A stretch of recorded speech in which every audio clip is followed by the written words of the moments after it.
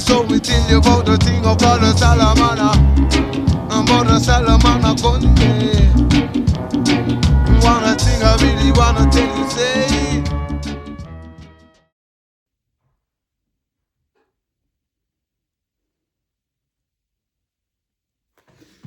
Salut tout le monde! Alors, bienvenue à ce nouveau projet qui mijote depuis tellement longtemps.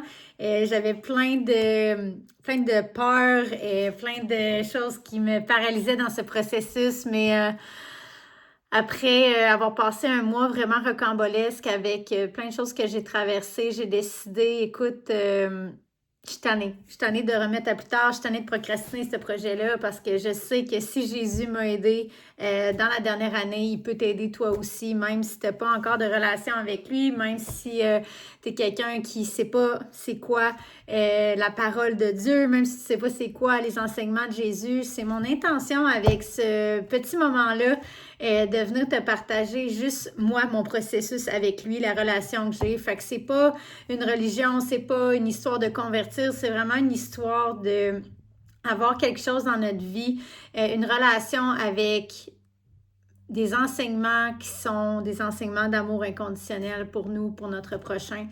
Puis pour remplir aussi le vide que je pense que chacun d'entre nous ressent une partie de sa vie, on remplit ce vide-là avec multitude de choses. Fait que moi, j'ai essayé, pour ceux qui me suivent ailleurs dans mon cheminement, j'ai essayé de remplir ce vide-là avec une multitude de choses, avec l'argent, avec l'entrepreneuriat, avec le travail, avec les hommes, avec l'alcool, avec la cocaïne. Il y a eu plein d'essais et erreurs dans cette quête de remplir ce vide-là. Puis je pense que je peux dire en toute honnêteté que Jésus a réussi à remplir tout ce vide-là. Ouais. Puis c'est vraiment mon intention de pouvoir partager cette bonne nouvelle-là, puis aussi cette histoire incroyable, une histoire d'amour entre Dieu et l'humanité qui dure depuis la nuit des temps.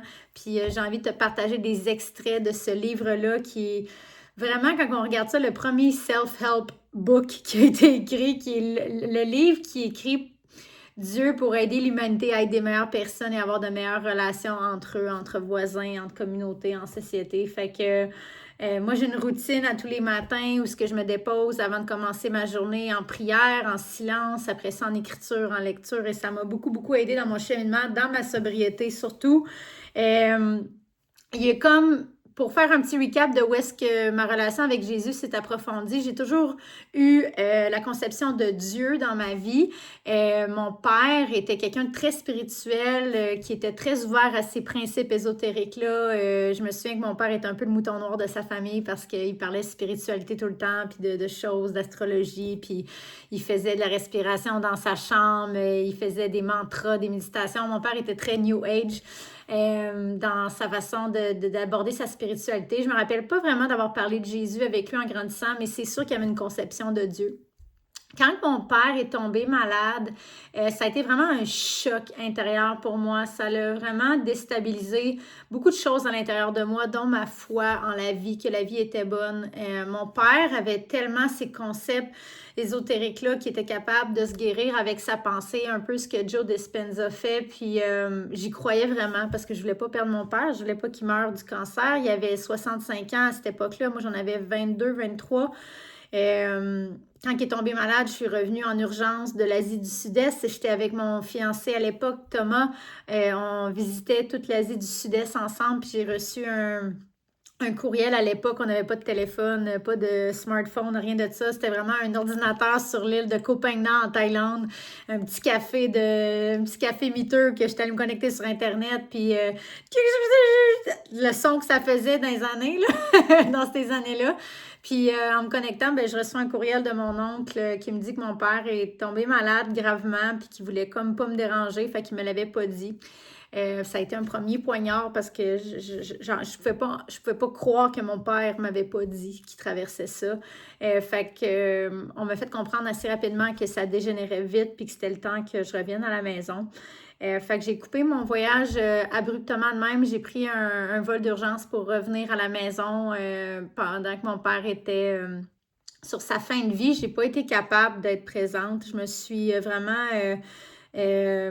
engloutie dans la consommation. J'étais incapable de faire face à tout ce qui se passait. J'avais tellement d'émotions mélangées. J'étais en colère qui m'ait sorti de ma vie de rêve en Australie puis en Asie.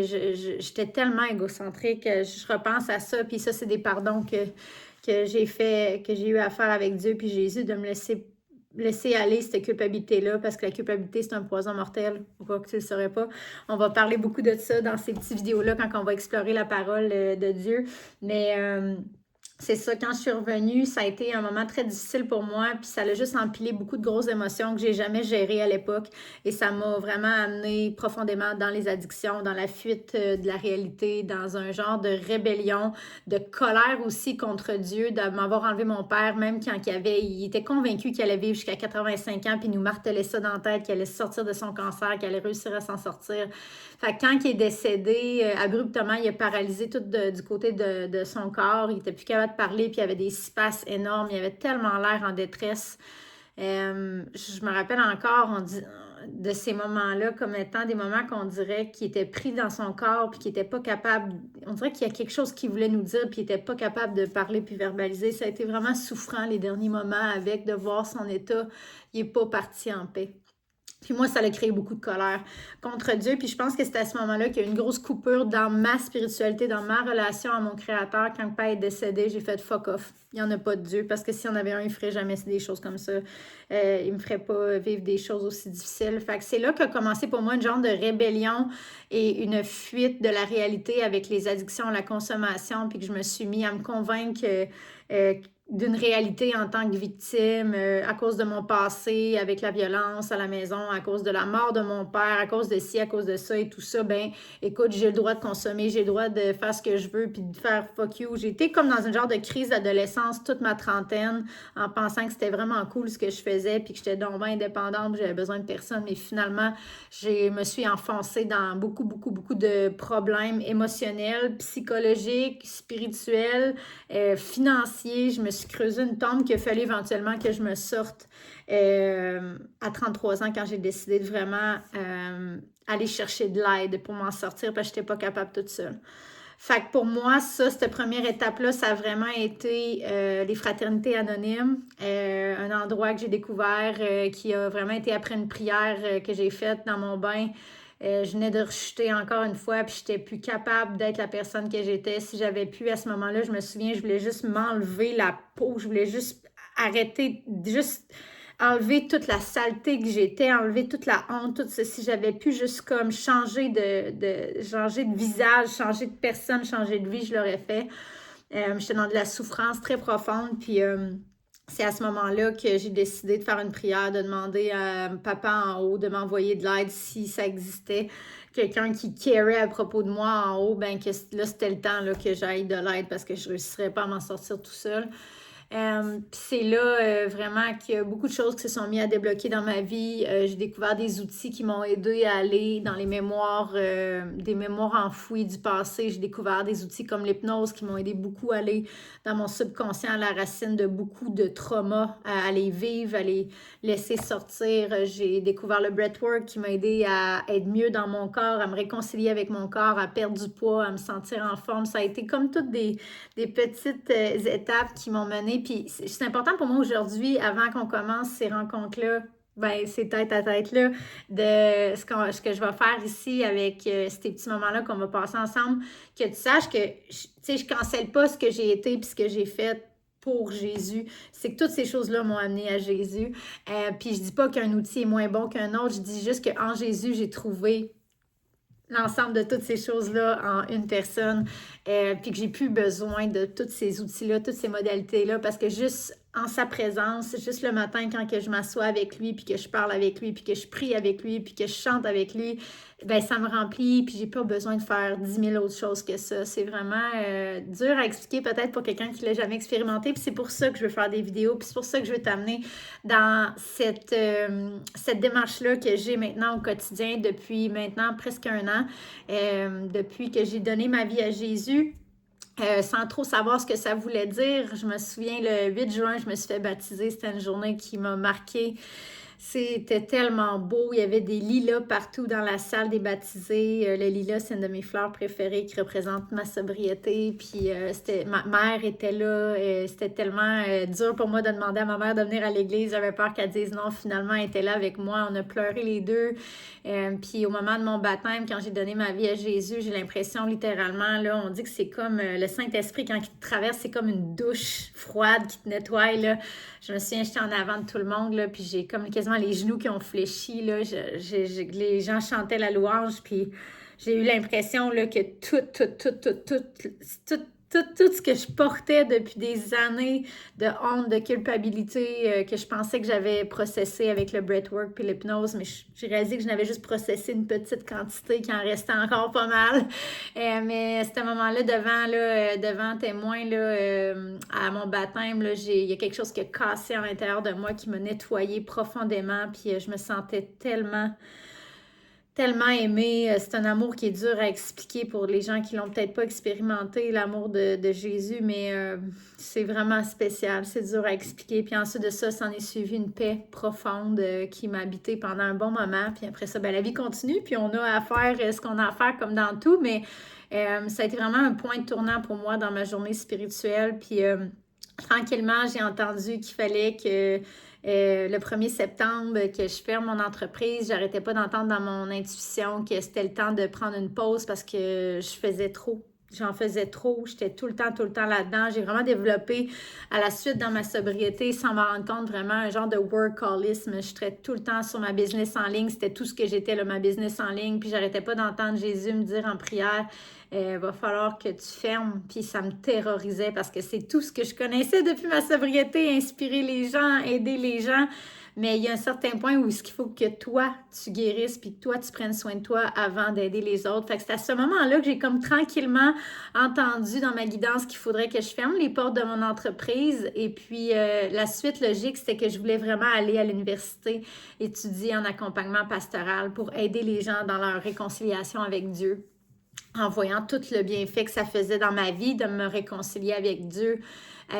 Après avoir été en colère pendant quasiment 15 ans de tout ce qui s'était passé avec mon père puis dans mes addictions, cette réconciliation-là qui a été initiée dans le mouvement des fraternités anonymes, la 3e étape, pour ceux qui la connaissent, c'est de mettre un genou à terre, s'avouer vaincu et demander de l'aide à plus grand que nous. Si tu es sur un chemin de sobriété, tu sais exactement de quoi je parle. Puis ça, il y en a beaucoup dans les NAAA qui disent que c'est des programmes spirituels pour des gens spirituellement brisés, puis j'y crois à 100%. Il y a juste un moment donné, moi, dans ma sobriété, puis c'est là que j'ai fait ma première prière sans le savoir, puis que je l'ai invité dans ma vie. Je me souviens comme si c'était hier, c'était à la Malbaie. Ça faisait, je pense, 2 ans que j'étais sobre, mais je ne réussissais pas à trouver le bonheur, même si ma business allait bien, même si je faisais de l'argent, même si j'habitais dans un endroit paradisiaque, je n'étais pas capable de me sentir fulfilled. J'avais encore ce vide béant à l'intérieur de moi que je ne savais pas c'était quoi à l'époque.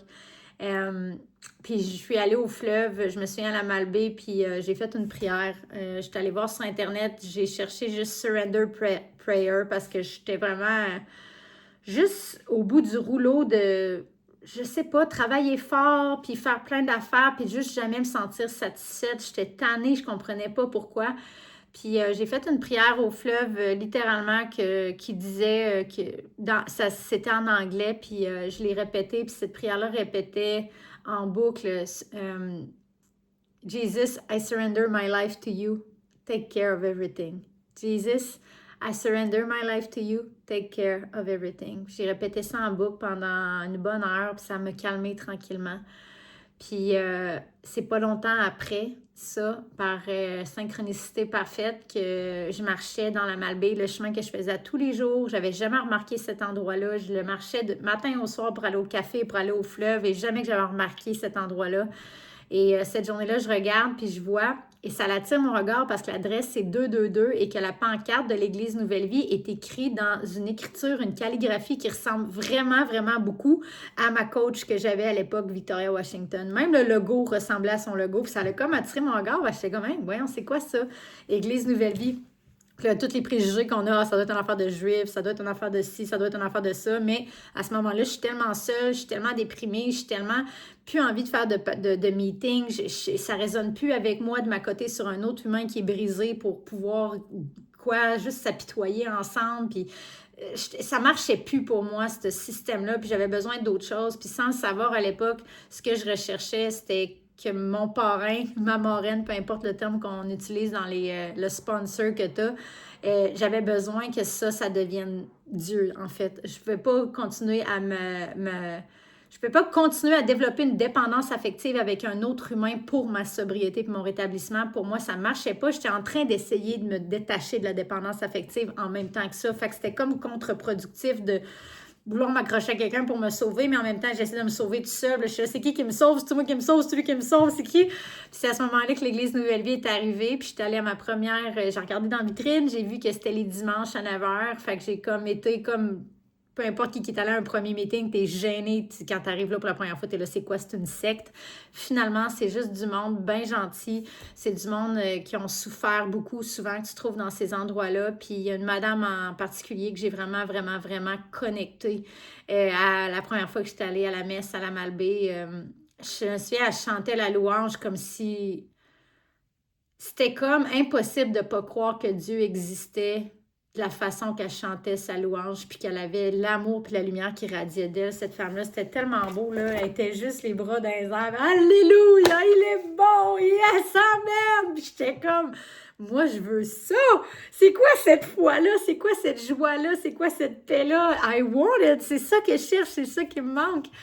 Fait que j'ai commencé tranquillement à y aller tous les dimanches, puis à jaser avec cette madame-là, une histoire vraiment incroyable de sa vie, puis tranquillement, à chaque dimanche, je connectais avec d'autres personnes que je voyais qui avaient des parcours tout aussi difficiles de souffrance, mais qui trouvaient refuge et solace en Dieu, en Jésus. Puis ça a commencé à vraiment faire son travail dans mon cœur, un jour à la fois. À l'époque, j'étais tellement curieuse. C'est comme un enfant qui découvre quelque chose de nouveau. Je voulais tout savoir, je voulais tout comprendre.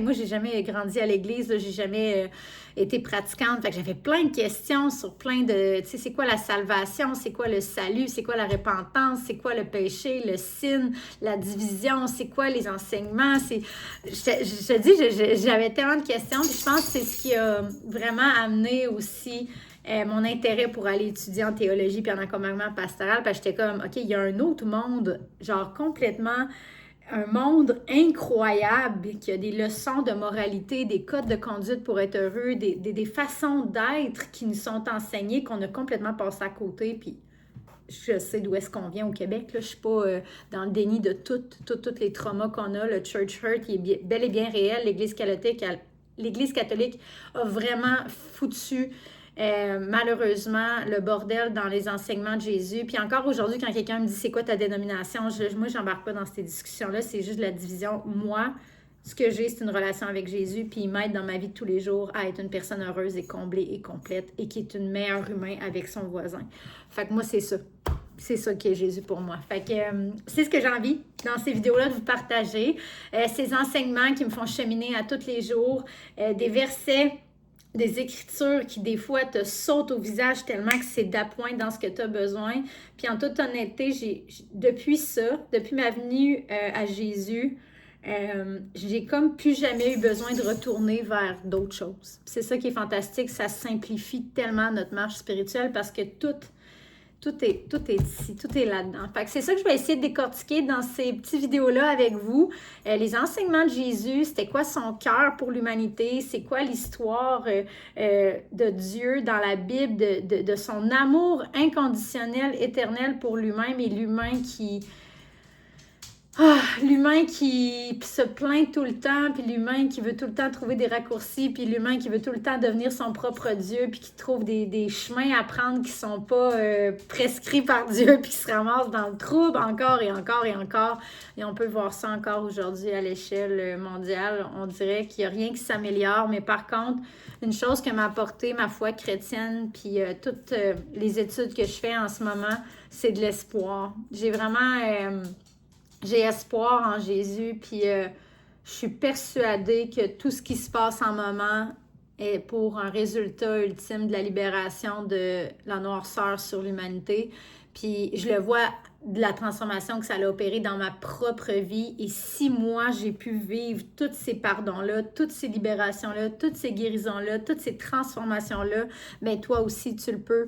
Donc, mon voisin le peut, donc mon village le peut, donc le pays le peut, donc la planète le peut. Ça me redonne espoir en l'humanité. Puis de voir aussi les fruits dans la vie des gens que je côtoie à l'Église, les personnes que je vois à l'Église, les conversations qu'on a, le bénévolat qu'ils font, l'entraide qui est présente, ça me redonne espoir. Parce que tu sais, des fois, on dit, mon Dieu, je me souviens quand on était dans les fraternités anonymes, on disait tout le monde a besoin d'un meeting parce que là-dedans, on ne juge pas, on est le cœur ouvert, on a tellement souffert à cause des addictions qu'on ne juge personne, puis qu'on est inclusif, puis qu'on aime tout le monde, puis qu'on s'entraide. C'est ce que j'ai retrouvé dans l'Église Nouvelle Vie, mais encore plus parce que ça m'a réconcilié avec mon Créateur. Puis moi, j'avais toujours, comme je t'ai parlé en début de vidéo, une relation avec Dieu, mais je n'avais pas rencontré Jésus. Puis il y a un monde et un univers entre les deux. Là. En fait, c'est quel Dieu que tu parles, c'est quel Dieu que tu vénères. Il y en a tellement des dieux. Il y a des dieux égyptiens, il y a des dieux anciens, des dieux grecs. Nous, c'est Yahweh. Nous, c'est le Dieu d'Abraham, d'Isaac et Jacob, lui qui a annoncé la venue de son fils qui ferait chair pour pardonner les péchés de l'humanité. Puis moi, c'est cet homme-là que j'ai une relation avec. Puis je vais te montrer parce que c'est trop beau, ce cadre-là. Oui. Voyons.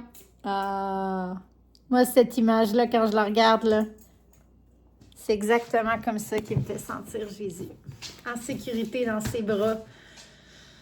Puis c'est cet amour-là que j'ai envie de te partager. Puis ce pouvoir aussi de la miséricorde, puis la compassion, puis le pardon, la libération, puis la délivrance qui est possible avec cet homme-là. Et ses enseignements. Alors voilà, premier petit vidéo. Là, le thème de nos vidéos, là, tu vas te demander c'est quoi le rapport, parce que là, c'est l'introduction, puis j'ai pas de jus. En fait, ce concept-là est né un matin que je voulais couper le café, puis que je me suis fait un bon jus vert, puis j'étais en train de boire mon jus vert, puis je lisais ma Bible, puis j'étais comme « Oh my God! » Quel beau concept de juste me craquer le matin, me faire un bon jus vert qui est bon pour mon corps physique au lieu de la caféine, puis me déposer, puis lire ma Bible. J'étais là, il y a de quoi de bon, là. Mon corps est nourri, mon âme est nourrie, mon esprit est nourri, puis j'étais là, oh my God! Je vais partager ces petits moments-là. Fait qu'aujourd'hui, j'ai pas de jus, mais lors de notre prochaine vidéo, j'aurai un jus que je me serais fait, un bon du jus vert, avec plein d'ingrédients full santé. Fait que ça pourra aussi peut-être, toi, te motiver à prendre soin plus de ton corps le matin au lieu de te prendre un café, de te faire un bon jus vert. Puis on partagera ensemble mon cheminement que je fais à tous les jours. Je suis une bébé chrétienne, c'est tout nouveau pour moi, mais je vois toute la transformation extraordinaire qui se fait en moi, puis la guérison, puis j'ai envie de te partager ça pour que tu puisses toi aussi y goûter. Même si tu sais pas par où commencer, ben tu as juste à me suivre, puis on va explorer ça ensemble un jour à la fois, une écriture à la fois, un jus vert à la fois. Fait que là-dessus, je vous aime. Merci d'être ici. C'est quelque chose de très précieux à mes yeux. Ça m'a pris un moment avant de trouver le courage de me déposer avec vous, mais j'ai un bon feeling. J'ai un bon feeling sur tout ça, puis j'ai vraiment hâte de vous partager toutes les réalisations que j'ai en temps réel pendant que je lis les écritures parce que c'est du bonbon.